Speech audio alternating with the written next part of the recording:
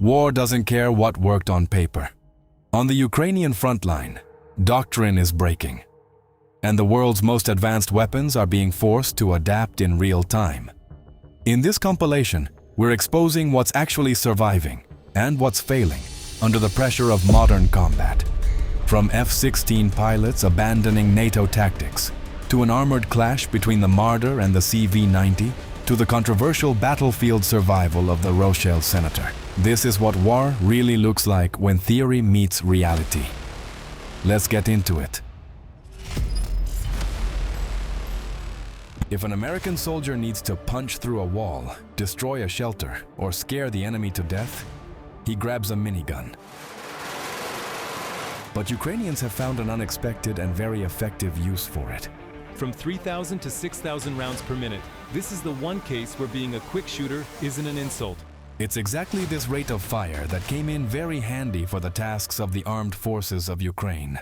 So what are these mysterious tasks, and why the minigun specifically? If you use the M134 for standard combat missions, then in the modern Russo-Ukrainian war, its lifespan will be very short. Plus, the king of the battlefield, the Browning M2, isn't likely to give up its throne.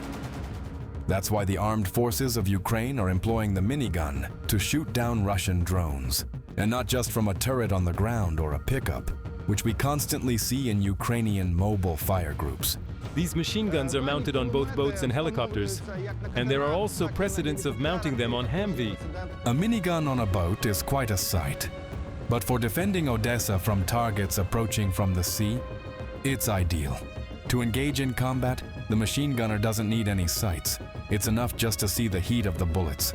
I put my night vision device on my helmet, and basically I aim by the bullets coming out of the barrels. You adjust fire yourself? Yes, by the bullets, from the barrels. It is essentially a beam that burns through everything in its path. This beam is useful not only at sea, but also in the air. Everyone knows the characteristic sound of a minigun working on board the A-10 Thunderbolt II. But in the case of the Ukrainian army, the only ones hearing this sound are the Shaheds. To shoot down Russian aerial targets, Ukraine has until now used Soviet machine guns with a limited rate of fire, but compared to the standard 7.62mm PKT on helicopters, the minigun has a fire density that's several times higher, which makes it incredibly effective against small and fast targets in the air. A helicopter with a minigun approaches the target, and hundreds of bullets literally tear the enemy Shahed to pieces. Fast, effective, cost-efficient. However, such firepower requires some serious maintenance. Maintain it, yeah, it's very delicate. You constantly have to clean it, lubricate it. Well, a weapon is like a girl, as they say, you've got to take care of her. And you don't just have to clean one barrel, but 6 all at once. Yeah, all 6 come off, and all 6 barrels get cleaned. But isn't it worth it? A full ammo load is used up in just a minute of work. It gets results, and the rest of the day is a pleasant sit-down with a party of 6. And Ukrainians didn't stop at helicopters. They took improvisation to a whole new level by mounting these lead-spitting monsters onto civilian transport planes, like the Antonov An-28. It sounds like something out of a Mad Max movie. A slow utility aircraft turned into an aerial destroyer. But the numbers speak for themselves. The crew of just one of these modified An-28s has reportedly swatted down 150 Russian drones already. It proves that in the hunt for Shaheds, you don't always need a supersonic jet. Sometimes you just need a sturdy plane and a wall of lead. Ukrainians try to maximize the use of any piece of weaponry to increase efficiency. The minigun is one of them. Its unique characteristics become indispensable when protecting civilian infrastructure and cities. And even though such a use doesn't look Hollywood style, it gets results. And don't be lazy about showing us results with your likes on this video. The terrifying roar of the minigun proves that sometimes raw, overwhelming firepower is the absolute only way to survive a relentless drone swarm in the dead of night. But while ground troops rely on these forgotten beasts to blindly defend the skies, fighter pilots high above are fighting a completely different, highly psychological battle for survival. Ukrainian F-16 crews quickly realized that textbook NATO tactics were an absolute death sentence against deeply layered, heavily saturated Russian air defenses. Listen closely as they reveal the harsh reality of why they had to completely rewrite the rules of aerial combat just to outsmart the enemy and stay alive. Sure, you've heard that Ukraine has already lost 4 F-16 aircraft. That's approximately 10% of what the Allies provided. When we came back to the war after training, we faced a brutal reality. The tactics we were taught abroad don't exactly fit this war. Does this indicate that the Russian army is no pushover? Or does it mean the F-16's time is running out? You've heard that American fighters seem to have fitted successfully into Ukraine's air defense system and are shooting down missiles and UAVs. But regarding strike missions, Russian air defense leaves no chances, because it shoots down targets even in the sky over Ukrainian-controlled territory, at a distance of up to 200 kilometers from the front line. We had to come up with different tactics. Now our Western partners who trained us are studying our experience and adjusting their own tactics. What is this about?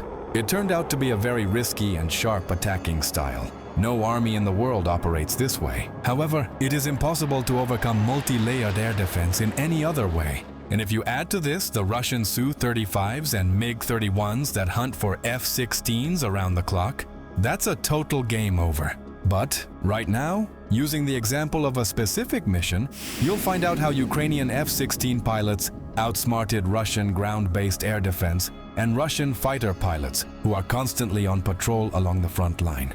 Along with this, you'll understand how powerful the Russians' air defense is and how the F-16s are trying to survive under this insane pressure. But before that, support the channel's growth by liking this video and subscribing. It takes a second, but it means everything to our team. So, let's start with the fact that after heavy losses at the beginning of the war, the Russians abandoned attempts to wage a classic struggle for air superiority like the USA does, but instead, they created something else, an air defense dome that reaches into Ukrainian airspace to a depth of up to 200 kilometers from the front line. Basically, it's a multi-layered network. Ground-based long-range SAM systems like the S-300 and S-400 Triumph create deep engagement zones at distances of up to 200 to 400 kilometers. Buk M2 and M3 operate at medium range, 30 to 70 kilometers. Tor, Pantsir, OSA, and Strela systems cover the short-range zone up to 10 to 15 kilometers. Plus, there's an extensive radar network. The front line is very saturated with anti-aircraft missile complexes. Missiles fly at us during every sortie. To stay safe, Ukrainian pilots started flying low to the ground. Did it help? On one hand, yes. Radars work in a straight line, but the Earth is round. Because of this, at long range, a radar simply can't see a plane hugging the surface. This helps the aircraft stay invisible to long-range air defense systems for as long as possible. Until the plane pops up over the horizon, air defense is powerless. Moreover, when a fighter with AGM-88 HARM anti-radiation missiles suddenly appears over the horizon, the air defense system itself becomes the target. But on the other hand, Ukrainian fighters are forced to operate exclusively in a narrow corridor, from a few dozen to a few hundred meters above the ground. This limits maneuvering capabilities and allows the Russians to set ambushes where Russian fighters play the role of the center forward. How does this go down? The Irbis-E radar on the Su-35 is capable of spotting fighters at distances from 200 kilometers in normal mode to 400 kilometers in a narrow scan. Plus, it has a look-down/shoot-down mode. The Zaslon radar on the MiG-31 is a bit more modest, 280 kilometers. However, both the Su-35 and MiG-31 can carry various types of air-to-air missiles, including the long-range R-37M. This is the most modern and dangerous missile in the Russian arsenal because it flies much farther than the longest-range U.S. Air Force missile, the AIM-1 20C8. The R-37M is capable of hitting targets at a distance of 200 kilometers according to confirmed data, and up to 400 kilometers according to the Russians. On top of that, the missile speed hits Mach 6. As you can imagine, when Su-35Ss or MiG-31BMs are on patrol in the air, The situation for Ukrainian pilots gets seriously complicated. But as you also probably understand, Ukrainians, even in their old MiGs and Sus that remain in service, have learned to evade Russian fighters that have a clear technical advantage. It's time to move on to the mission that will put everything into perspective. So, 3 F-16s take to the skies. But not just because it looks cool. 2 aircraft have to provide cover and guide their third colleague to the strike position. The target is a juicy Russian location on the ground. Right now, high-value targets include tactical-level command posts and even the UAV crews of the Russian Rubicon unit, which are considered the most effective unit in the Russian army. Taking out their group means saving a lot of Ukrainian fighters. Russian aircraft became the main obstacle. While the F-16s are flying at low altitude, they remain unseen. But on the approach to the front line, the onboard radar warning receiver notifies the Ukrainian pilots that they are already in the crosshairs of a Su-35. Here it must be noted that the F-16AM/BM MLU modification, which Ukraine received from Denmark, the Netherlands, Belgium, and Norway, features an updated onboard threat library. This was done by specialists from the American 68th Electronic Warfare Squadron, who worked on adapting the F-16 to Ukrainian conditions. The system identifies the Su-35 radar and alerts the F-16 pilot. Then, when the enemy radar switches from search to lock-on mode, the system warns the F-16 pilot with a distinct audio signal. But this time, the Ukrainians didn't wait for the Su-35 pilot to pick a target. They deliberately exposed themselves to Russian missiles. We forced them to fire 2 missiles because there were 2 launches from different directions. Here is where the most interesting part begins. So, the Russians fired 2 missiles, but 3 F-16s went out on the mission, as you recall. Why didn't the Russian Sus fire more? Think they ran out of missiles? No way! The Su-35 was created as a long-range superiority fighter, and that's exactly how Russia uses it. Not for dogfights, but to control airspace through the threat of a launch. Basically, it's a flying platform of missile pressure. It's essentially a missile warehouse with wings. So another factor is at play here. The Su-35 pilot simply doesn't see the third F-16. How is that possible since the Falcon isn't a stealth aircraft? Here's what actually happened. Judging by everything, the pilot of the third F-16 in this group is executing a special defensive maneuver called notching, which breaks the enemy radar lock and makes missile guidance impossible. To do this, he turns the plane sideways to the Su-35's radar beam. The thing is, modern pulse Doppler radars only see moving targets that are either approaching or receding. If a target moves perpendicular to the beam, its speed from the radar's perspective is 0. So the system considers it clutter and filters it out. In this way, the Su-35's radar fools its own pilot. Thanks to this, the Ukrainian F-16 calmly reaches the strike position. And as you can see, its GBU-62s turn the Russian unit's storage facilities into dust. But what happened to those 2 F-16s that had 2 missiles sent their way? Most likely, they escaped thanks to another interesting feature. Official videos from Ukraine clearly show special Terma PIDS Plus and EKIPS Plus pylons. They have built-in system sensors that provide a 360-degree view and spot approaching missiles by their heat signature. If you maneuver smartly at low altitude, the missile bleeds energy. And if you pop countermeasures at the right moment, the missile loses the target. Of course, notching isn't a Ukrainian invention. The maneuver was actively used by US pilots in Vietnam, Lebanon, Iraq. Fighter pilots all over the world are still taught it. However, few dare to use it in combat because radars with active electronically scanned arrays make the notching maneuver much less effective thanks to their massive computing power. For example, the Russian Su-57 is much harder to fool using notching. Fortunately for Ukrainian pilots, Russia does not yet have a large number of Su-57s. However, Ukrainian pilots have plenty of other problems even without that. Russian troops view the F-16s as target number 1. The main strikes are directed at their home airfields with the goal of destroying the aircraft on the ground. That's why Ukrainians are actively using non-operational F-16 aircraft, that they received from the USA. These aircraft don't have engines, radars, or electronics. Placing such empty fuselages on airfields misleads the Russians and diverts attention from the real aircraft. Also, the Ukrainians have implemented ACE tactics, Agile Combat Employment. Its essence is simple. During a threat, aircraft pilots must quickly relocate across different airfields. We can go out on a mission from one airfield and quickly redeploy to another airfield. It is difficult for the enemy to detect the location of our aircraft. Besides survival and missions against ground targets, F-16s in Ukraine are actively used as an air defense component. Russia launches dozens of missiles and hundreds of drones at Ukraine every day. F-16 pilots already have over 1,000 destroyed targets under their belt. We have cases where a single F-16 destroyed 6 cruise missiles in one sortie.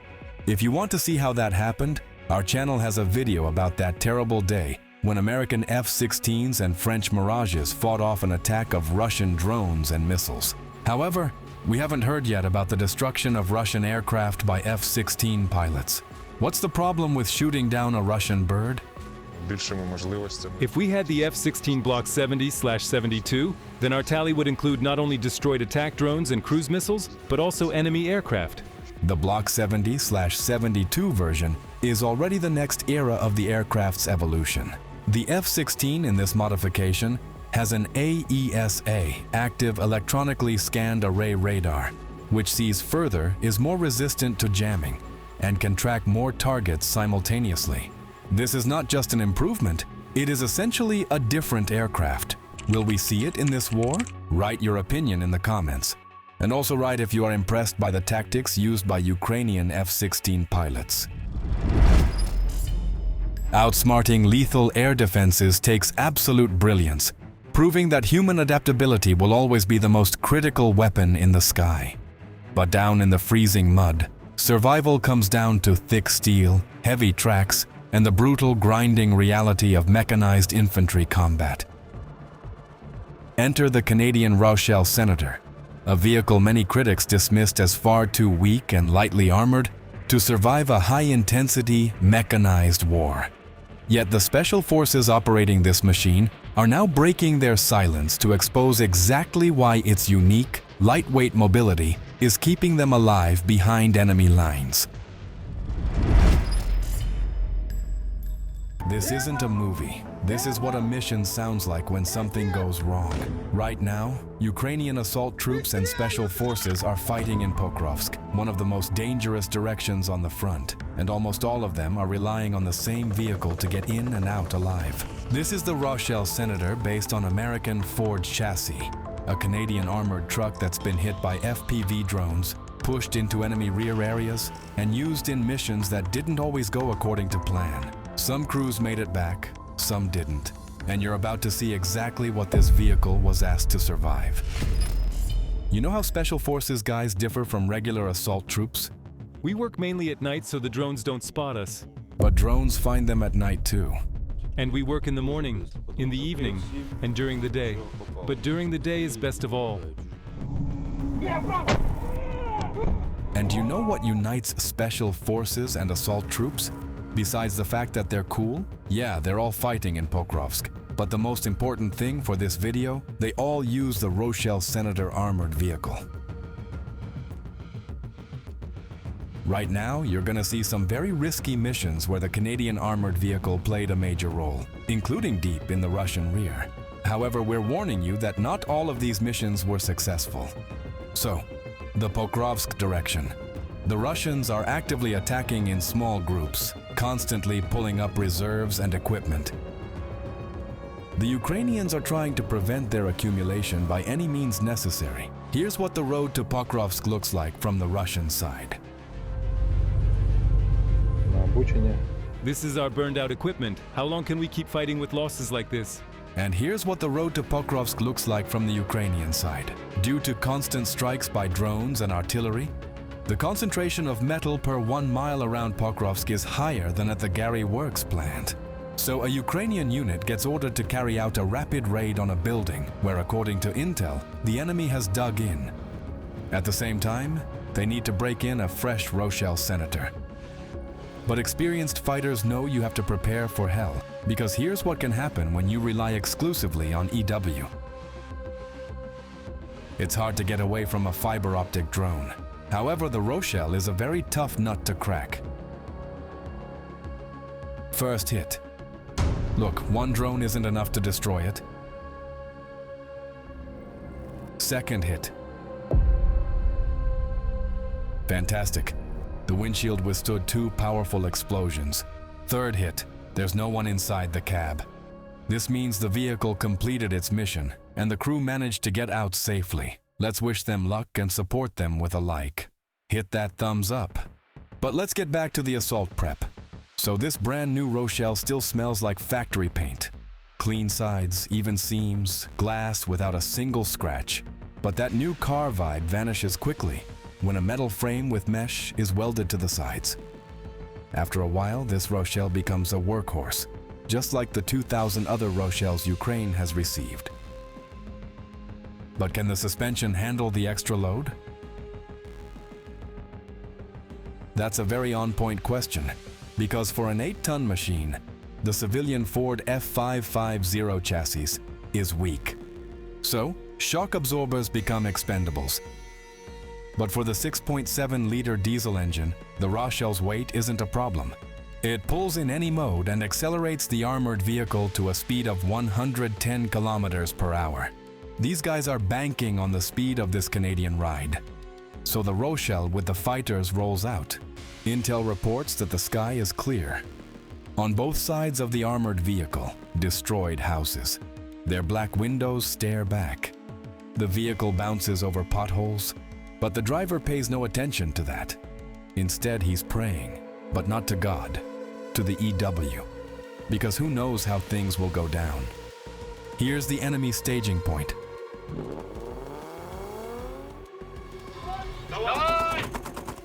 100 rounds in a belt, that's not much, but the 12.7mm shreds what's left of the walls, turning them into dust.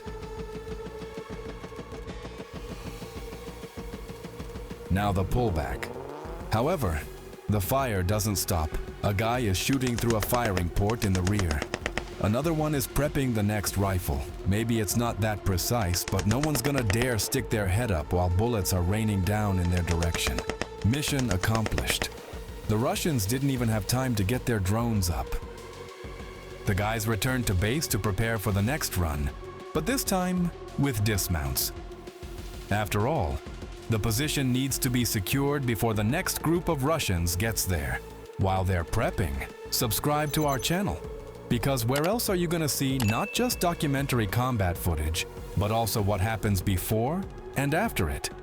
For example, before the next fight, let's quickly break down one interesting tactical detail of this raid: firing through the port. In our previous video about the Roshel Senator, Ukrainian fighters said that these gun ports are a useless gimmick, saying they're uncomfortable to shoot from. Well, we've never actually used them. They're not practical for combat, at least not in our terrain. However, as you can see now, other units have learned to use these holes 100%. But if we're talking about using all the capabilities of the Roshel Senator, it's the special units who know everything about this Canadian ride. They squeeze even a little more than 100% out of the Roshel. Before the night assault you're about to see, the situation for the Ukrainians was critical. The Russians had dug in within a network of bunkers and half-destroyed buildings. This allowed them to pull up reserves and build up their forces. Special forces arrived to kick the Russians out of their fortifications. The movement starts at night. The Roshel Senator has a button that completely kills all the lights on the vehicle, allowing it to move using the standard issue night vision device. However, only cool drivers are capable of this trick, because no device can replace the human eye. The mission immediately goes off plan. That's a Russian FPV drone with a night vision camera hitting the Roshel. Fortunately, the armor takes the hit. None of the crew or the dismounts are harmed. The Ukrainians dismount, but it's still a long way to the Russian positions. So the guys sneak on foot through the tree line, using individual night vision devices. On the ground, everything looks different than from a drone. If from above you can see the layouts and bunkers, down in the forest the view is blocked by bushes and felled trees. Near every bush, you could run into a tripwire or an anti-personnel mine. Here's the first bunker. Everyone has 15 magazines of ammo. All actions were carefully talked through before the assault. Everyone knows who goes first, who clears, who secures the position, and what to do in case a partner is wounded or killed. Давай, крою, крою!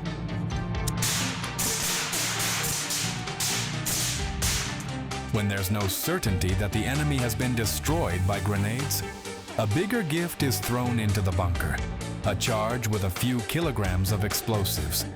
The powerful explosion destroys every living thing inside.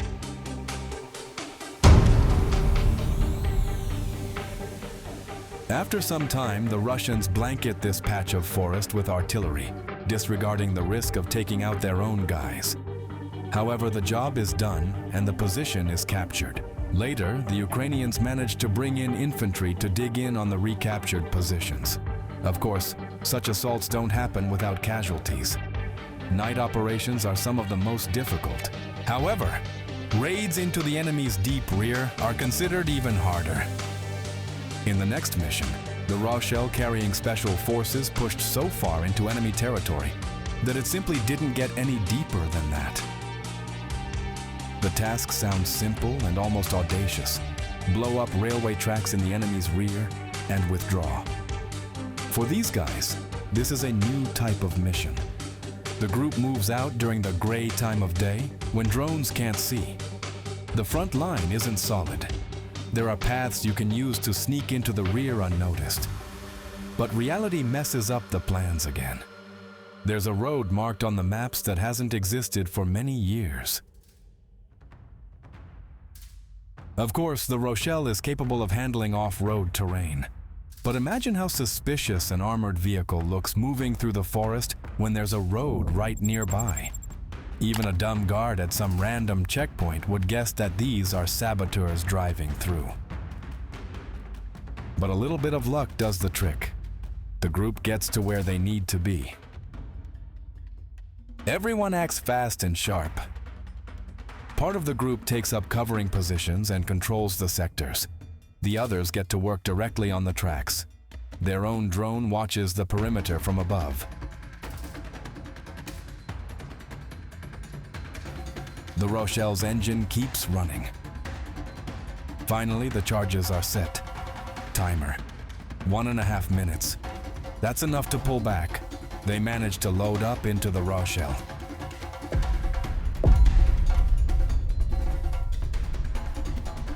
The group withdraws safely. The Roshel doesn't let them down either. Later, it turns out the track was disabled so badly that the enemy abandons this supply route entirely. So, you've just seen various missions where the Canadian Roshel played a major role. It's a truly reliable machine. So reliable that high-ranking officials in the Ukrainian army use the Roshel. Write in the comments which of these operations made you nervous.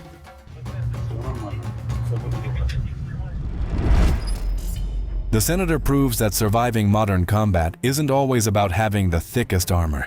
It's about anticipating the threat and adapting faster than your enemy. This brutal lesson isn't just changing tactics on the Ukrainian dirt. It is sending a massive, terrifying shockwave through the highest command centers of Europe. We are now putting two undisputed heavyweights head-to-head: the aggressive German Marder and the highly advanced Swedish CV90. Watch closely as we break down their crucial design differences to answer the ultimate question.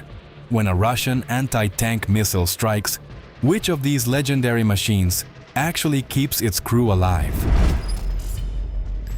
Most people think modern wars are decided by the best tank or the newest missile. We look at the headlines and we see Abrams, Leopards, and Atakams. But on the Ukrainian front, survival often comes down to something far less glamorous: the vehicle carrying the infantry into and out of contact. Right now, Ukraine is fielding two radically different infantry fighting vehicles in its hardest battles, the German Marder and the Swedish CV90. One is old, heavy, and brutally simple, a relic of the Cold War designed to be a brick wall against a Soviet flood. The other is modern, quiet, a predator born in the frozen north, designed to kill without being seen. And the way these two machines perform in the mud, under fire, and in the pitch black of the Donbass night reveals something uncomfortable about what actually keeps soldiers alive. Over 140 German Marders and 50 Swedish CV90s have been thrown into the crucible.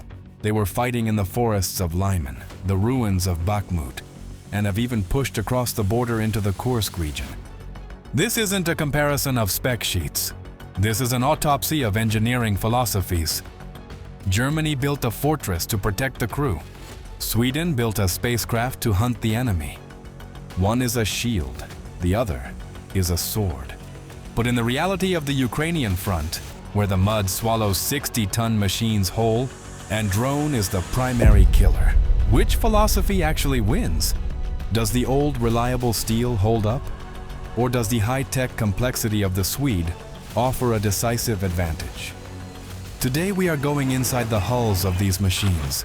We are going to find out what happens when the German Martin meets the Swedish Ghost. Before we begin, hit the like button and subscribe to the channel so you don't miss our next videos. Thank you. Now, let's get into the fight. To understand the machine that is currently holding the line in the Donbass, you must first understand the fear that created it. Every machine has a soul, forged by the intent of its designers. And the soul of the Marder is made of pure, distilled paranoia. Travel back with me to West Germany, the 1960s. The world is balanced on the edge of a knife. The generals in Bonn and Washington aren't sleeping.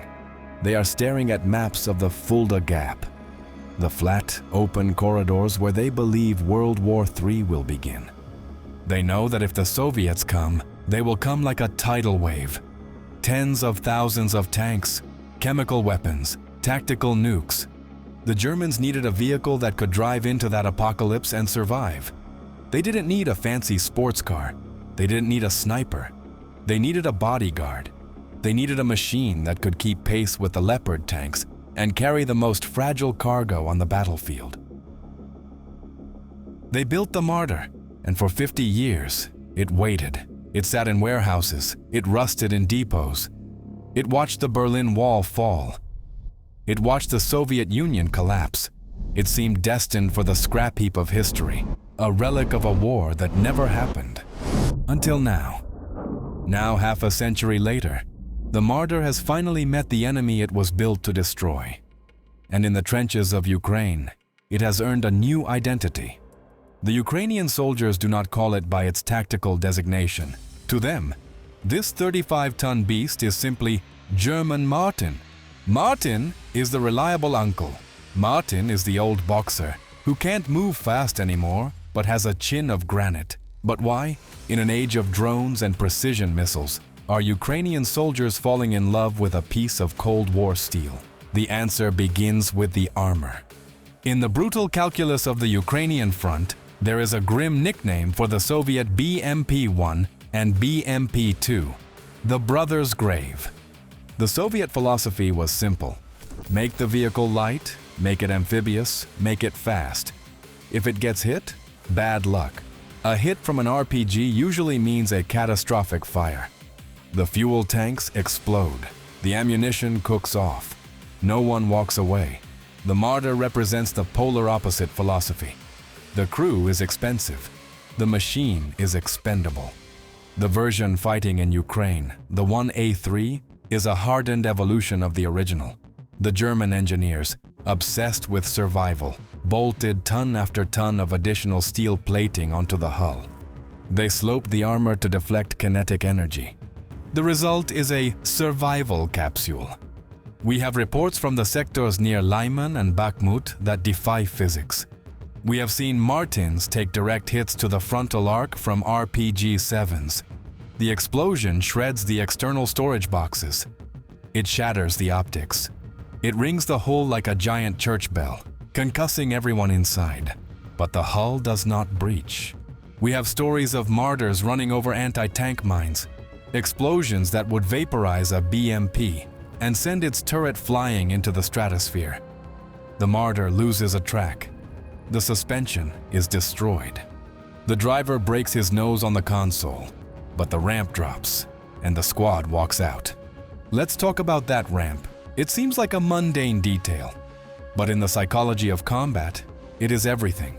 In a Soviet BTR, you scramble out of side doors, exposing your body to machine gun fire. In a BMP, the rear doors are heavy, awkward, and slow. In the Marder, the driver flips a switch, and a massive hydraulic wall drops down. It creates a shield. It allows a squad to drag a wounded comrade in seconds, protected by inches of German steel. For an extraction team under mortar fire, the sound of that ramp slamming shut is the sound of life itself. And inside, for a Ukrainian driver, a mechvod, who has spent his life wrestling with Soviet machinery, entering a Marder is a culture shock. There are no stiff levers that you have to pull with both hands. There is a steering wheel. There is an automatic gearbox. It sounds like luxury, but in war, comfort is a weapon. A driver who isn't physically exhausted after 3 hours of maneuvering through a minefield is a driver who stays alert. He sees the ditch. He spots the ambush. The ergonomics of the Marder are a force multiplier that Soviet engineers never understood. But a fortress is useless if it cannot fight back. The Marder is armed with the Rheinmetall RH-202, a 20mm autocannon. In the modern world of 30, 40, and 50mm guns, a 20 sounds small. It sounds obsolete. Critics look at the spec sheet and say it is undergunned. The Ukrainian gunners disagree. They have given the gun its own nickname, the lawnmower. The RH-202 does not kill with the size of its shell. It kills with the ferocity of its delivery. We are talking about a cyclic rate of fire between 800 and 1,000 rounds per minute. When a gunner presses the pedal, the Marder doesn't just shoot, it screams. It emits a continuous, terrifying buzz, a chainsaw made of lead. Imagine you are Russian infantry hiding in a dense tree line. A single shot from a tank might miss you, but the Marder doesn't fire single shots. It fires a cloud. It physically deconstructs the forest. It shears off branches as thick as a man's arm. It pulverizes brick walls into red dust. It strips away camouflage and cover in seconds. However, the age of the Martin shows in its eyes and its hands. The 1A3 lacks a modern stabilization system. In a modern tank, the gun stays locked on the target even if the vehicle is bouncing over craters. In the Marder, the gun is rigidly connected to the turret. If the vehicle hits a bump, the barrel hits a bump. This dictates the tactic. The Marder cannot dance. It cannot glide and shoot like a modern predator. It fights like an old brawler. It sprints to a position. Stop. Unleash a wall of fire. Move. It is brutal, jerky, and violent, but effective. But this story has a dark side. A flaw that keeps mechanics awake at night and commanders sweating in their command posts. The Marder is an old athlete carrying too much weight. When it was designed in the 1960s, it was lighter. But the 1A3 upgrade added armor, and then more armor, pushing the combat weight to 35 tons. Yet, deep inside the hull beats the same heart. A 600 horsepower diesel engine from the Cold War. It is underpowered. On a dry road, Martin can run. But in the mud, the Marder struggles. It lacks the raw power to drag its own belly through the swamp. And here, we encounter the most dramatic irony of German engineering. The Germans build things to be safe. They build systems to protect the machine from human error. The Marder's onboard computer monitors the engine constantly. It watches the temperature. It watches the fluid levels. If the engine overheats, or if the coolant level drops even slightly, the computer makes a decision. It decides to save the engine. It shuts it down. Let that sink in. You are in the gray zone. You are under fire. tracers are flying past your periscope. You are stuck in a bog trying to reverse, and suddenly the engine dies. Not because it's broken, but because the computer thinks it's too hot. The electronics do not understand that you are in a war. They do not understand that a blown engine is better than a dead crew. They follow their programming. Protect the machine. Soldiers describe this moment with pure horror. It suffocates, they say. You cannot just turn the key and restart it. You have to wait. You have to let it cool. You are a 35-ton sitting duck. In these moments, the German fortress becomes a steel coffin. There have been specific engagements near Crimea, where Marders have bogged down, their engines cutting out in self-preservation. Who comes to save them? Usually, it is the American Bradley, lighter, more powerful, roaring through the mud to hook up a tow cable under fire and drag the heavy German veteran to safety. This is the tragedy of the Marder. It is a paradox of engineering.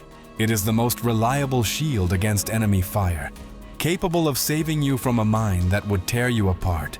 But it is a temperamental machine that might refuse to move when the ground gets too soft. It demands a specific kind of respect. You cannot bully the Marder. You have to know its limits. So what is the Marder 1A3? It is not a miracle weapon. It is not the future of warfare. It is an anvil. It is heavy, stubborn, and sometimes frustrating. But ask the infantryman shivering in the rain, watching the Russian artillery walk closer to his trench. Ask him what he wants to see rolling out of the mist. He doesn't want a microchip. He doesn't want a touchscreen. He wants the German Martin. He wants that thick, ugly, beautiful steel ramp to drop down and take him home. Now, let us cross the philosophical divide. We leave the heavy industrial noise of the German Marder and enter the realm of the Swedish CV90. To the Ukrainian troops of the 21st Mechanized Brigade, who transitioned from rusted Soviet BMPs to this machine, the experience was shocking. They don't call it a tractor. They don't call it a taxi. They call it the spaceship. To understand this machine, you must understand where it comes from. Sweden is a land of silence, deep forests, thousands of frozen lakes, and winters that last for half the year. In the 1980s, Swedish engineers knew they would never match the Soviet Union in numbers. They could not build thousands of cheap tanks. They had to build a few perfect ones. They needed a vehicle that could fight in deep snow, where a T-72 would sink. They needed a vehicle that could disappear. The difference begins the moment you move. While the Marder rattles your teeth, and the Soviet BMP bruises your spine with every crater, the CV90 glides. This is not a figure of speech. The suspension system utilizes active damping technology, engineering derived directly from Formula One racing. The vehicle reads the terrain. It swallows the bumps.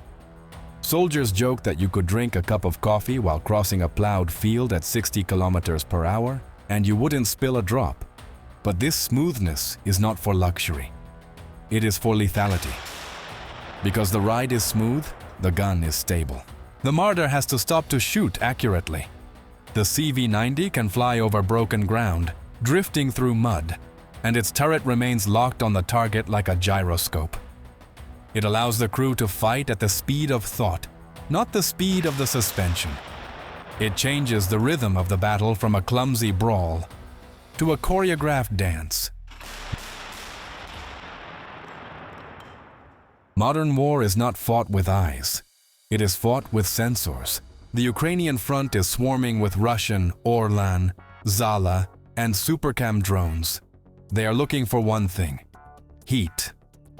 To a thermal camera, a tank engine usually glows like a bonfire in a dark room. You cannot hide physics. A 600 horsepower engine generates massive heat, unless you are Swedish. It is called the Barracuda multi-spectral camouflage system. To the naked eye, it looks like a strange rubbery mat draped over the armor, giving the vehicle a jagged organic shape. But to a sensor, it is magic.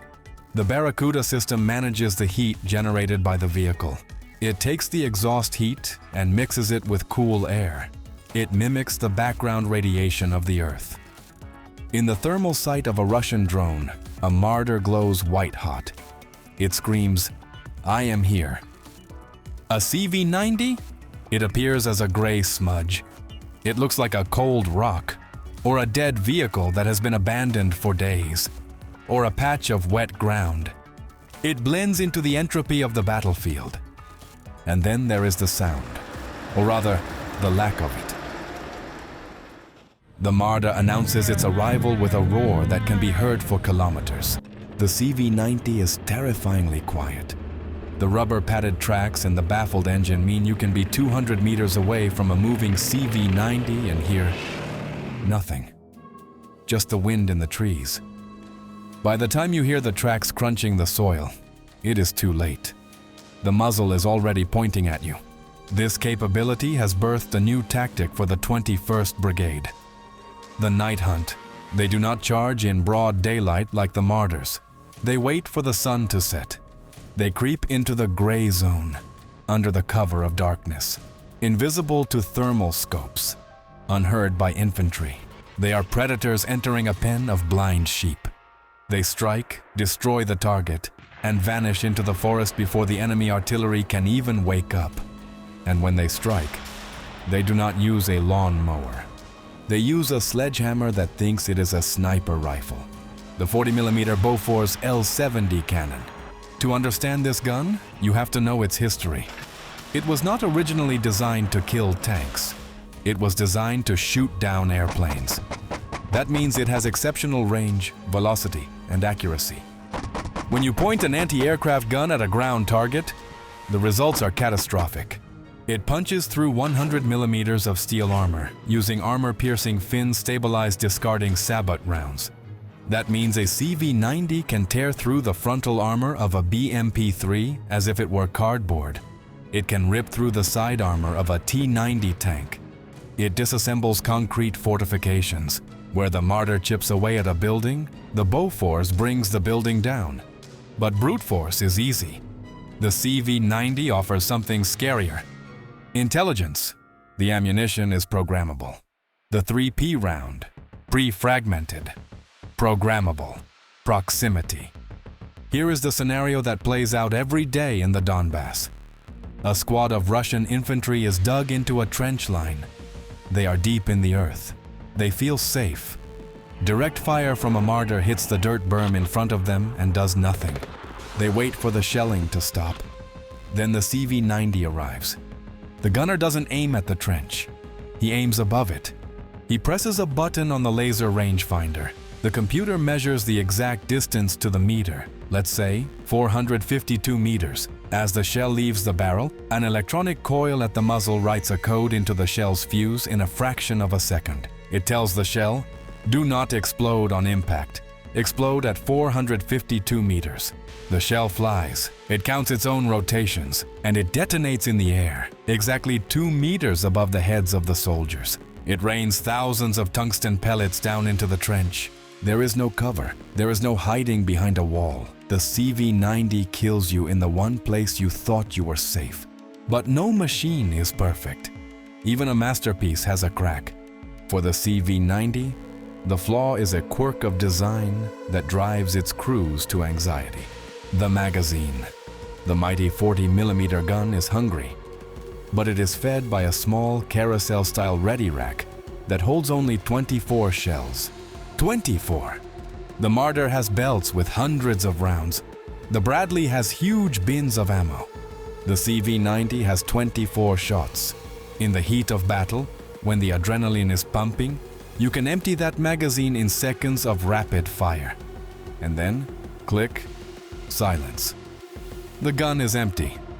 You are now a 30-ton paperweight in the middle of a firefight. This is where the high-tech dream meets the low-tech reality. To reload, the crew has to physically engage. They must unbuckle, grab heavy shells from the internal storage racks below their feet, and shove them into the magazine mechanism one by one. It is a slow, physical process. It breaks the rhythm of the battle.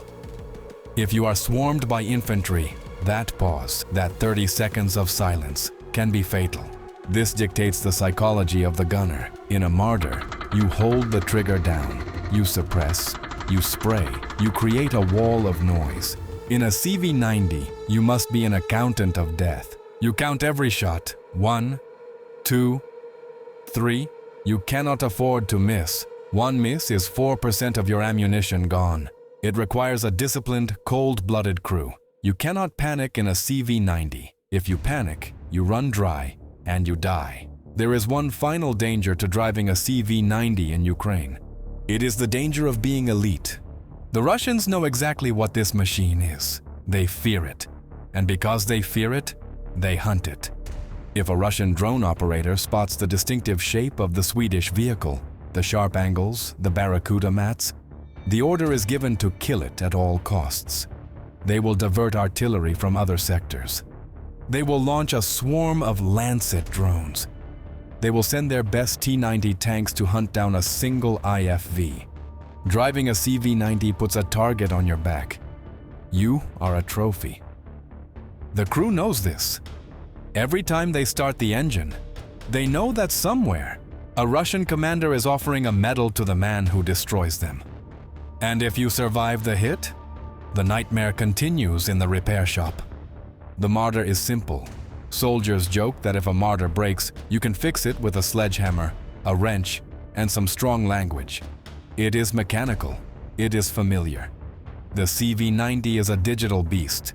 If the fire control computer glitches or the active suspension fails, you cannot fix it with a hammer. You need a diagnostic laptop. You need proprietary software. You need a specialist who understands Swedish code. This creates a logistical nightmare. The machines donated to Ukraine came from a mix of sources: Sweden, Denmark, the Netherlands. While they are the same platform, slight variations exist. Repair hubs have been established, but pulling a damaged CV90 off the front line to a rear workshop takes time. And in war, time is the only resource you cannot resupply. Yet despite the complexity, Ukraine is betting everything on this horse. There are over 140 Marders, and parts are plentiful. There are only 50 CV90s. Every breakdown is a crisis. Every loss is a tragedy that cannot be easily replaced. It is the classic trade-off. The CV90 gives you a massive qualitative advantage, but it demands a level of support that is hard to maintain in a muddy trench 2,000 kilometers from Stockholm. So what is the CV90? It is not a shield. It is a sword. It is a weapon for the professional. It demands more from its crew. It demands precision, discipline, and intelligence, but in return, it gives them powers that the Marder could only dream of. It gives them the power to be invisible, the power to kill behind cover, the power to fight on their own terms. The Marder is there to make sure you survive the hit. The CV90 is there to make sure the enemy never gets the chance to fire. We have torn these machines apart. We have looked at the cold steel of the German anvil and the digital brain of the Swedish scalpel. But war is not a spec sheet. War is not a YouTube comment section argument. War is a system of trade-offs. Now we must place them side by side in the unforgiving reality of the Ukrainian front. When the artillery is falling and the mud is freezing, which philosophy actually wins? Let's start with the ground itself. In the Donbass, the soil is a weapon. The black earth, Chernozem, turns into a glue-like substance that swallows armies whole. Here, the contest is painfully one-sided. The Marder 1A3 is an old athlete carrying too much weight. Its tracks are narrow. Its engine is tired. The CV90 breaks the rules. Because of its active suspension and wide tracks, it has a lower ground pressure than a human foot. It can flank. It can move through the swamps and the marshes where the Russians think they are safe. Tactically, this is the difference between a frontal assault into a kill zone and a knife in the ribs from the shadows. In the mud, the Swede is the king, but eventually, you have to pull the trigger. Here, we see the divide between the 20th and 21st centuries. If you are a commander facing a meat wave, hundreds of Russian infantry charging across an open field, you want the Marder, you want the lawnmower, you want that 1,000 rounds per minute. You want to create a wall of noise and lead that forces every enemy soldier to bury his face in the dirt. The Marder is a weapon of panic. It breaks the enemy's will to advance. Amateurs talk about tactics. Professionals talk about logistics. And this is where the shiny Swedish dream hits the hard German reality. Quantity has a quality of its own. Ukraine has received over 140 Marders, and more are coming. Rheinmetall has established repair hubs in Romania and Lithuania. The supply chain is a river of parts. If a Marder loses an engine, you can strip one from a damaged donor vehicle. The CV90 is a rare diamond. There are only 50 of them. Every single loss is a strategic disaster. And they are complex. The CV90 demands a clean war. It needs specialized electronics technicians. It needs proprietary software updates. It needs a supply chain that is fragile. In the chaos of a retreat, or under heavy bombardment, the simplicity of the Marder often keeps it running long after the CV90 has thrown a digital error code and shut down. The German machine wins the war of attrition. The Swedish machine wins the war of precision. But you cannot have precision if your vehicle is stuck in a workshop waiting for a microchip. So, where does this leave the armed forces of Ukraine? They are fighting for their existence today, but they are planning for the war of tomorrow. And they have made their choice, despite the Marder doing the heavy lifting right now. The Ukrainian government has signed a historic agreement. They are not buying more Marders. They are buying 1,000 CV90s. They are planning to localize production, to build these spaceships right here on Ukrainian soil. This is the death knell of the old doctrine. The Marder is a dead end. It is the peak of 1970s technology, but it cannot go further. You cannot add more armor without breaking the suspension. You cannot add a bigger gun without rebuilding the turret. It is a dinosaur, a tough, dangerous dinosaur, but extinct nonetheless. The CV90 is a platform. It is modular. It is designed to accept lasers, active protection systems, and drone jammers that haven't even been invented yet. Ukraine has realized that the future of war is not about who has the thickest steel. The strategic bet is on the Swede. The Marder is the shield that allows Ukraine to survive long enough to build the sword. But let us strip away the geopolitics. Let us strip away the factory contracts and the logistics hubs.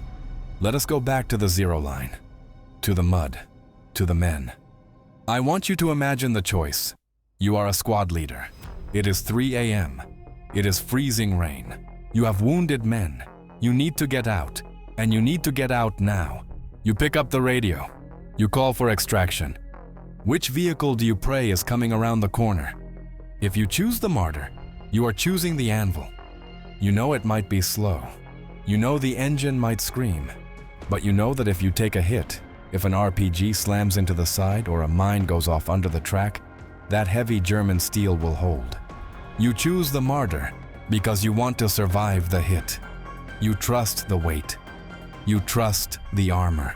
It is the choice of the man who expects to get shot. If you choose the CV90, you are choosing the ghost. You're betting that you won't get hit at all.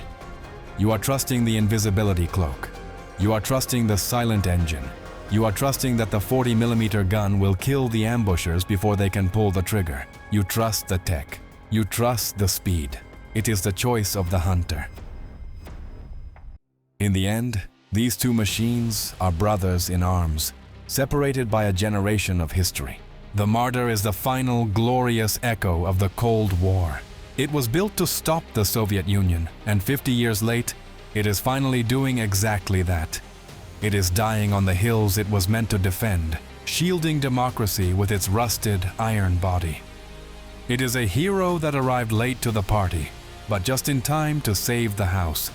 The CV90 is the first chapter of the new world. It is the prototype of the wars to come. It is proving that intelligence can defeat brute force. War never changes, but the machines we use to fight it do. And for the infantrymen in Ukraine, it doesn't matter if the machine is German or Swedish. It doesn't matter if it has a steering wheel or a joystick. So, I leave the final question to you. You are the commander. You have the budget. You have the lives of your men in your hands. Do you buy the fortress that can take the beating? Or do you buy the ghost that strikes from the dark? The heavy armor of the Marder and CV90 provides an incredible, life-saving shield. But not every mission allows for massive, rumbling steel beasts. Special operations demand devastating speed, quiet infiltration, and absolute agility. For decades, Germany allowed its once mighty military machine to sleep, relying heavily on the comfortable illusion of permanent peace. Now, the harsh reality of Russian aggression has forced Berlin to admit they were entirely wrong, triggering the most urgent and massive rebuilding of the German military since the Cold War. The war in Ukraine is ruthlessly stripping away illusions about how effective weapons really are.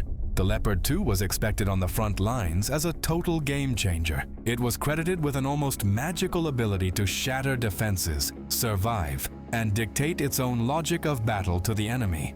But they don't read press releases on the front lines. Alongside the Leopard 2, PZH-2000, and Marder, the stars of this video will be the latest German weaponry and future developments. It took decades and many generations of scientists and engineers before this sophisticated machinery appeared. But it's not blueprints that play the decisive role in the evolution of weapons. It's wars. What did German generals see in the war in Ukraine? And what will they do in a war where satellite communication becomes so vulnerable that Starlink gets shut down? What mission did the German defense industry receive from the Bundeswehr? What place will German weaponry take in the wars of the future, given that Europe's security depends on it? You'll find out all about that coming up. But before we peek inside the black box of military secrets, don't forget to drop a like on this video, because it helps us push the content further. Let's start with tanks. First off, the Leopard 2 often saves the crew's lives even after taking serious hits. Design features like blowout panels for the ammo rack actually work. Second, German tanks show a clear superiority over Soviet-era tanks in terms of maneuverability and bite-and-run tactics. But if you look through the eyes of a Bundeswehr staff officer, it becomes obvious the tank isn't being used the way it was designed to be. To recap, Western offensive doctrine calls for using tanks as part of large units with combined firepower for rapid counteroffensives and breaking through enemy lines. And this is where something comes into play that was never in any Western tank doctrine.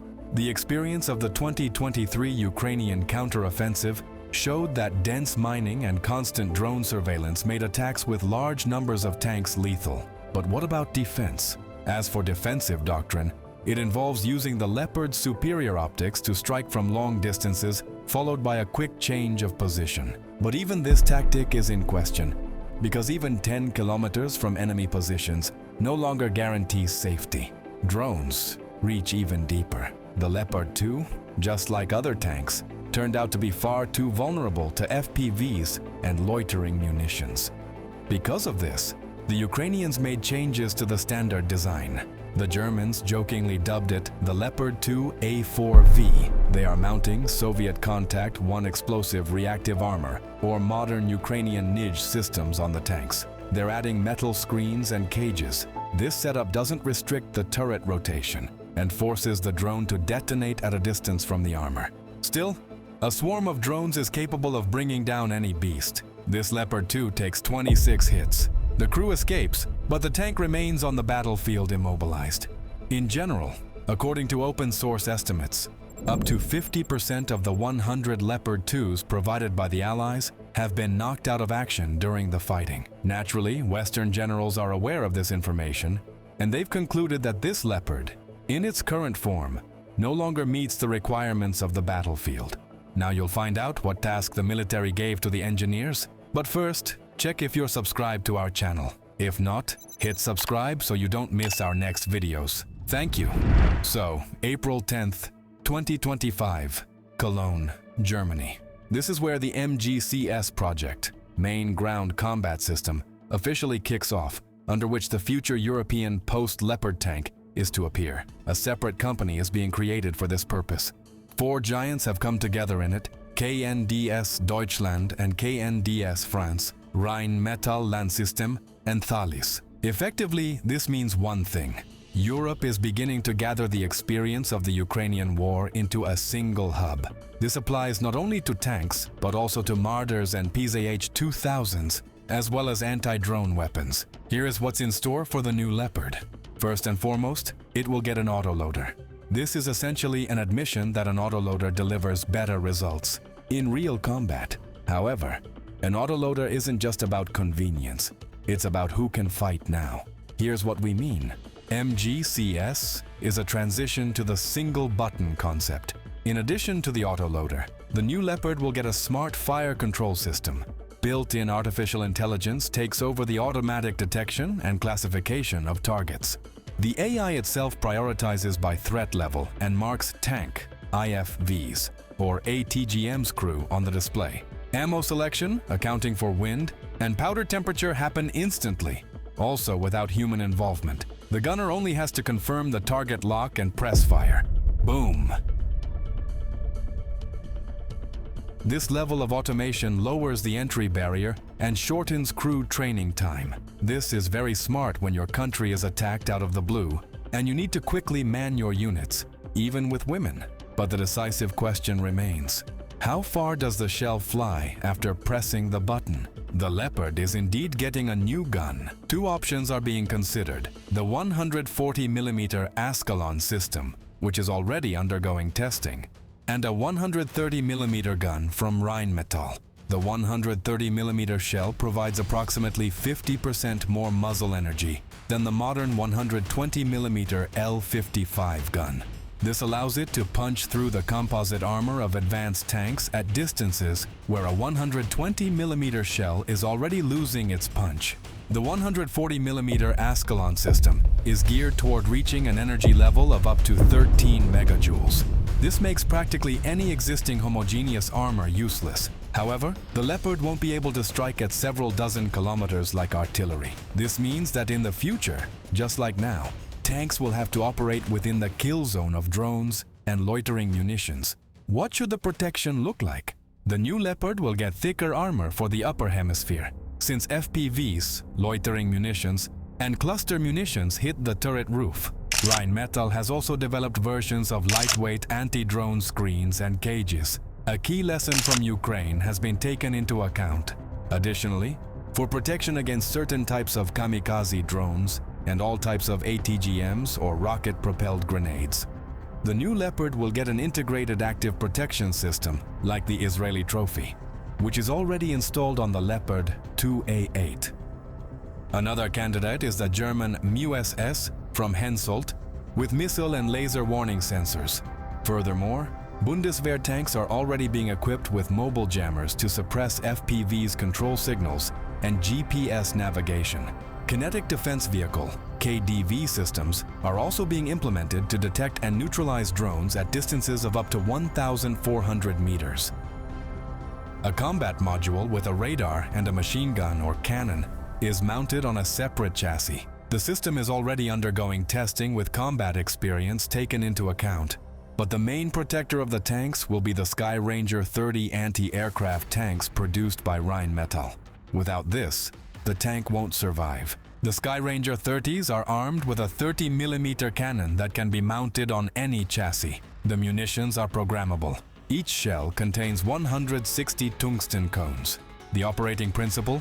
Radar finds the targets, AI locks on and tracks them. The cannon fires, and it does it even on the move. So the Skyranger 30 is capable of protecting tanks during a combat march while moving within tank columns. This universal soldier is capable of protecting not only tanks but also self-propelled artillery. The German PZH-2000 have proven themselves in Ukraine as some of the most powerful and high-tech systems in this war. And again, that's not just a press release. On our channel, you'll find a video where Ukrainian artillerymen who have experience working on SPGs from other manufacturers share their impressions of the PZH-2000. We recommend you check it out after finishing this video. However, the PZH-2000 faced the same problems as the tanks, drones that see everything. With the battlefield saturated with drones, The time spent at a firing position has been cut down to minutes. This means the SPGs have to act even faster. That's why, alongside refining the PZH-2000, the Germans were developing the new RCH-155. The war in Ukraine showed that this direction of development was the right call. The RCH-155 features the exact same L-52 artillery gun as the PZH-2000. You don't fix what isn't broken. But here, the gun is mounted on the high-mobility wheeled chassis of the Boxer APCs. The RCH-155 represents a new tempo of war.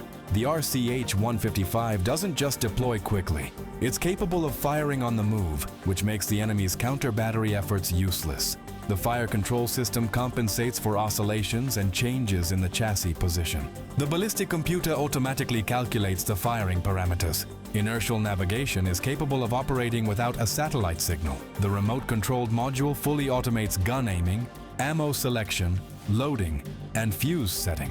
A human only gives the command and pushes the button, which is why the RCH-155 crew consists of just 2 people.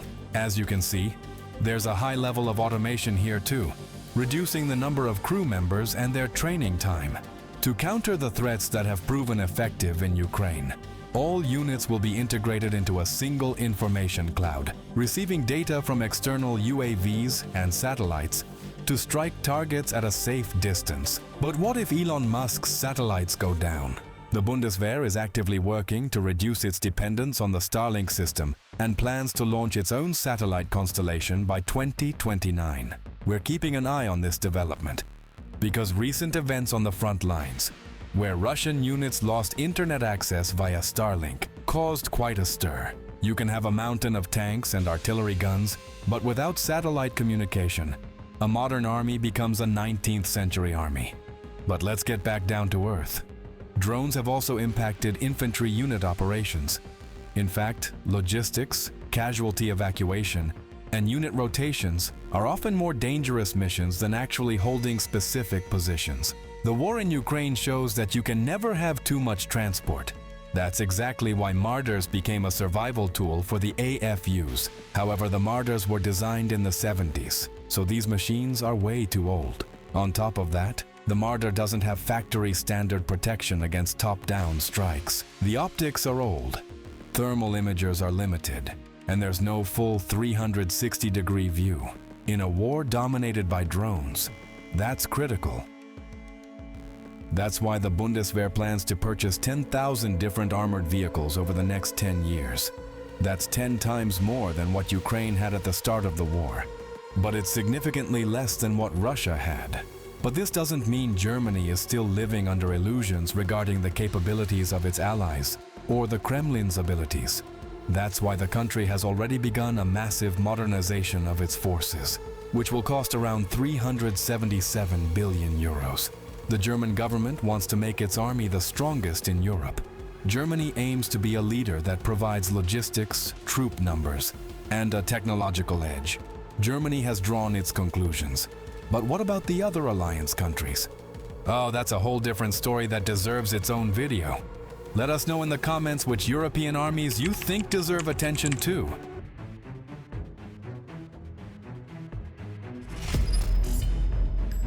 Germany's massive military awakening is reshaping the entire strategic landscape of Europe, proving that unprepared armies are ultimately destined to fail.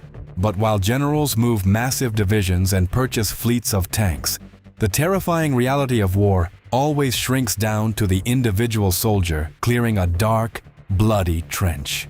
We are taking you into the raw, brutal reality of frontline sidearms to finally settle the ultimate life or death debate: the legendary Glock versus the classic Beretta in the mud of Ukraine.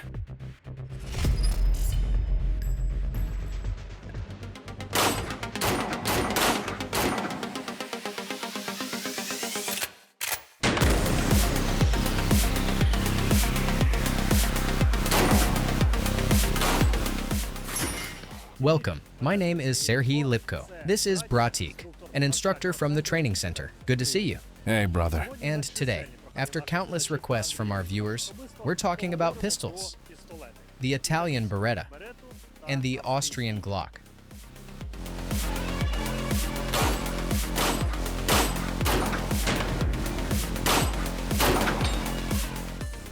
So, what do we have in front of us?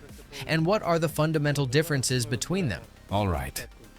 Let's start with the Italian Beretta, specifically the M9A1 type. It was standard issue in the United States Armed Forces. Now it's making its way into our armed forces as a secondary weapon for certain shooters.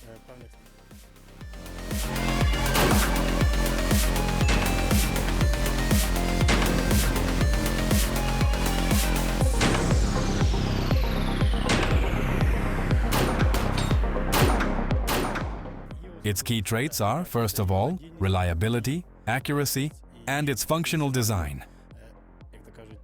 It has an open slide system, meaning the barrel is exposed. Because of that, you get minimal malfunctions when firing. So that's a plus? Because it looks kind of naked, almost exposed, and I'm thinking it's not as protected as the Glock. Yes, that's actually one of the advantages. For example, not every weapon, Glocks included, will reliably eat every type of ammunition. You can get stoppages, overgassing issues. But with this Beretta system, this pistol can, like we say, eat whatever rounds you shove into it.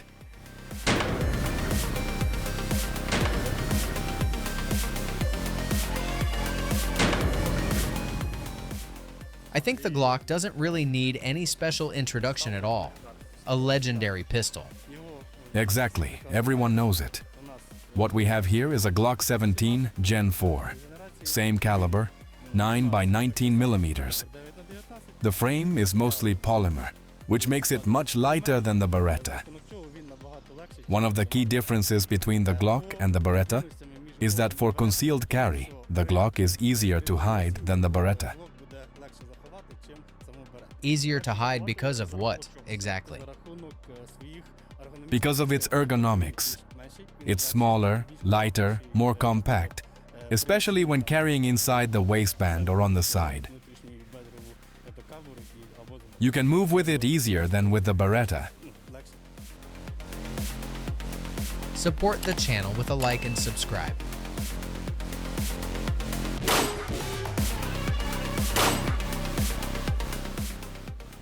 Another big difference is the safety system. The Glock uses a passive safety built into the trigger itself. You can see it right here. On the Beretta, the safety is mounted on the slide. You know, I'm kind of an anxious person, and honestly, I'd be pretty scared carrying a Glock. I like knowing. Red means fire, this means safe. That way, nothing goes off by accident. But the advantage of the passive safety is speed. You can deploy the pistol faster. Under stress, under adrenaline, you might forget to disengage a manual safety, and when you need to fire, nothing happens. And at that moment, you need that shot. With the Glock, you put your finger on the trigger, and the shot happens. One thing they do have in common. Both are adapted for right-handed and left-handed shooters, including lefties. That's great. Really solid design.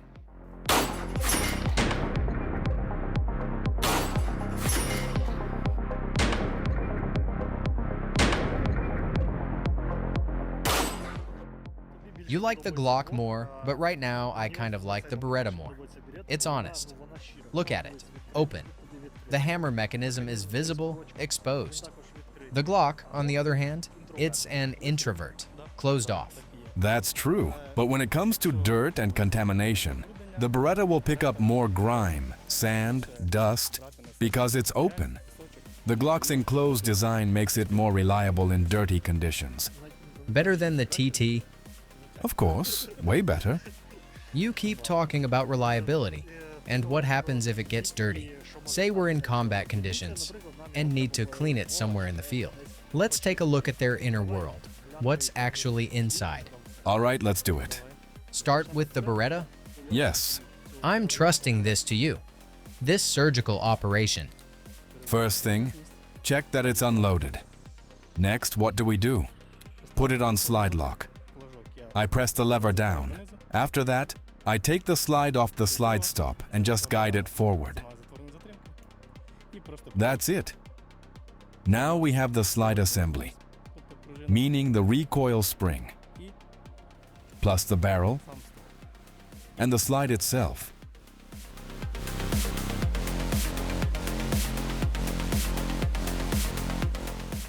Then we can compare them directly. Let's break down the Glock in parallel and take a look. All right, Glock disassembly. First, check that it's unloaded. Check the target direction. Pull the slide back. There are two small tabs. We press them down and push the slide forward. What stays in our hands is the frame with the grip. Then, the recoil mechanism, the spring itself, the barrel, and the slide. I'll point out something. The main problem I've run into with springs, both on the TT and I suspect here as well, is the risk that the spring can just launch itself. You'll never find it again, or worse, you'll injure a buddy with it. That risk is pretty high because you have to compress it and shove it in. Here though, look at this spring. It's right here. Simple. You can see it. Yeah, and it's not going to shoot out like on the Beretta. Still, you need to have some brains to put all this back together. So what, do we reassemble the pistols, load the magazines, and go shoot? Yeah, let's do it.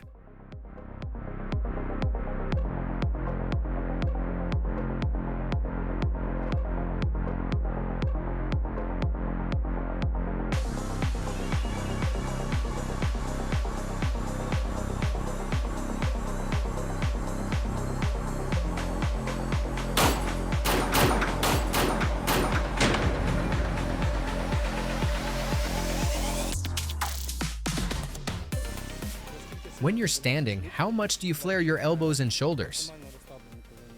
Your shoulders should be as relaxed as possible. Same with the elbows. Don't tense them. Otherwise, all the hand tremor transfers straight into the pistol. Do you aim with both eyes open? Binocular vision. Yes. And when you fire, you tense your shooting hand, your left one in this case, about 30%. Your support hand, the right one holding the pistol, about 70%. At the same time, I'll say this. There's always that temptation to just squint one eye, line it up clean, and hit the target. This binocular thing, it feels hard. Why not just squint and shoot? Who even decided you're not supposed to squint? All right, let's test it right now. Fine, let's test it. You squint. I won't. Go on, you first.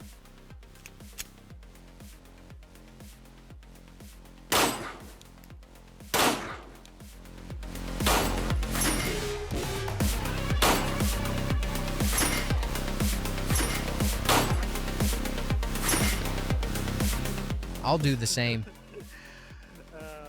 Beretta. Ladies and gentlemen, you bring it up here. Yeah, you're close. The mistake I made, I was staring, right?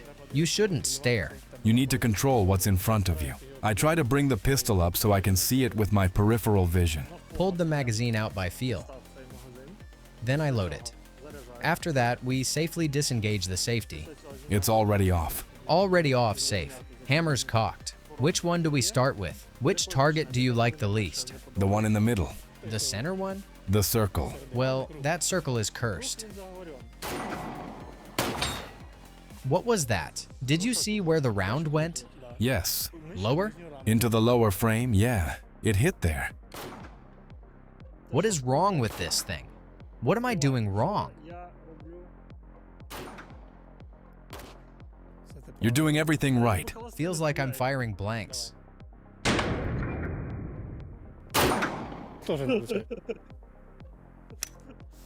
Shooting finished. I'll help you. Thank you, Mr. Instructor, for the lesson. Braddock, I honestly don't understand how you hit those steel gongs so precisely. Sure, you're a top-tier professional, but what if we switch pistols now? Maybe the whole thing is the Glock, or maybe it's just the Beretta. You know, still carrying some 19th century karma. All right, let's try it. You take this one, I'll take that one. I'll even gift you a full magazine. I'll gift you one too. Deal. Please. We check the weapon for being unloaded? Of course.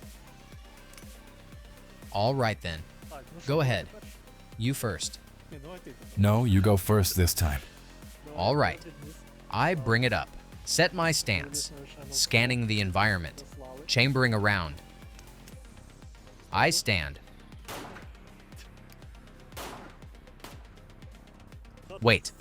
Okay, now I'm up. Stable. Everything under control. Bratic, save me. What do I do? First, you wait for the shot. Second, your hands are shaking a lot. Try this. After every shot, relax. Then take the next shot, relax. Then shoot again. So the hands don't shake. Look, I already even squinted. Got it, yeah? Let's do one more. Far left target. We've got to confirm your skill, right? Or go all in. You've got to know when to commit.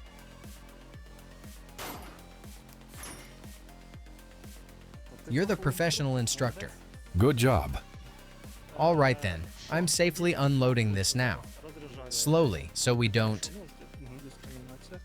Careful. Here, take it. No. Downward. There. Got it. Thank you. Let's not go in a row then. All right, 2 on the far right. Copy.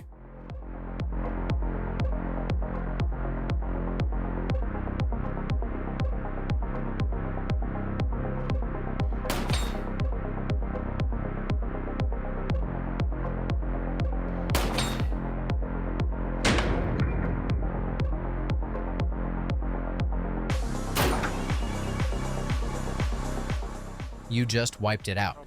Clean, not bad at all. But I'll say this. I don't want to exaggerate, yet even from this distance, it's not always easy to score hits with a pistol. Yeah, absolutely. I feel it myself. Even my own shots. I analyze every single one.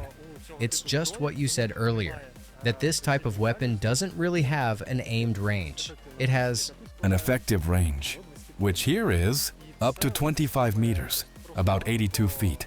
And that's exactly the point. A lot of people imagine it like in those pictures.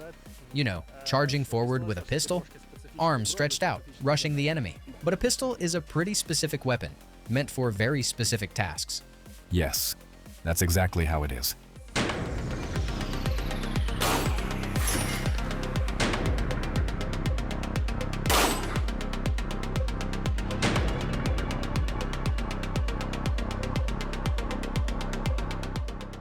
I'd love to title this episode, "The Glock Didn't Live Up to the Hype, an Overrated Pistol."